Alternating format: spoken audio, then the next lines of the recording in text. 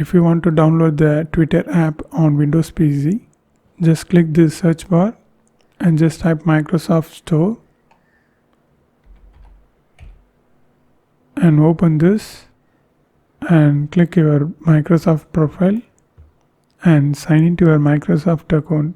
It may be Hotmail, Outlook, Skype or Xbox. If it doesn't have any Microsoft account, no problem, just create one new Microsoft account. It's completely free. I'm also using the free Microsoft account. Then click the search bar and just type Twitter. Search.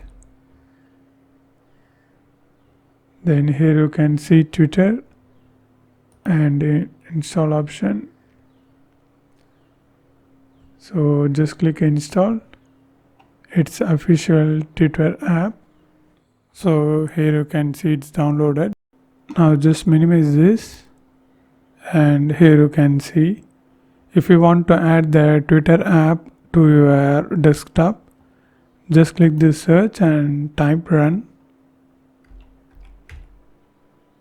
Open and here just type shell : apps folder and OK.